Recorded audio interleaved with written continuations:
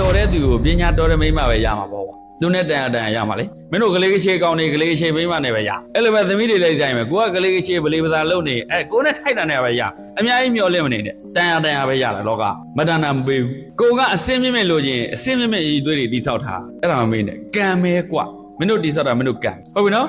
ကံကြီးရဇွဲတဲ့စလုံးကြီးနဲ့ရေးတာလူကနေဖင်ထိုးလို့မထားနာမည်တော့ဇွဲလို့ရေးထက်တာပဲလားဇွဲတို့တတ္တိတို့ကြောက်တာလည်းအကုန်ကြောက်တယ်တတ္တိဆိုတဲ့ကောင်ကလည်းနော်ဇွဲဆိုတဲ့ထိုးရတဲ့ကောင်လည်းနေဖင်ထိုးလို့အရာမထားဘူးဘာလုံးမလို့ချင်ပြင်းတာဟောင်းလို့မထိုးနဲ့ရှောက်ပြီးတော့ကိုတိတ်ခါချတယ်လို့ပဲတို့ဘာမှတလုံးမှ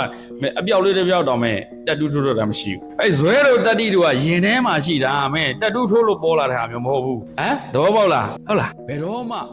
not surrender never give up ပေါ့ဘယ်တော့မှလက်မမြောက်တဲ့စိတ်တဲ့သေမသေးကွာလက်မမြောက်အောင်ဒူးမထောက်သေးသွားတာအေးတယ်ဟုတ်လားလောကကြီးကိုတိုက်ပွဲဝင်နေသေးသွားတာအေးတယ်ဘယ်တော့မှဒူးမထောက်နဲ့လက်မမြောက်ကိုတက်သေးသွားတဲ့သူတွေကဒူးထောက်လက်မြောက်သွားတာဟုတ်လားအေးနောက်ကြမယ်ဒီတဲ့ကမကြားခြင်းအဆုံးဖြစ်လိမ့်မယ်အဲ့ဒါမျိုးတွေလောကကြီးကမင်းတို့သေရှင်အောင်လုပ်နေမသေးရဲတဲ့တက်တီမင်းတို့ကြိုးစားဖို့လို့ resilient ခံနိုင်ရှိအောင်လေ့ကျင့်တာအရင်ရှိတယ်ကိုယုံကြည်မှုရှိတဲ့သူတွေကဘယ်တော့မှကိုတတ်မသိဘူး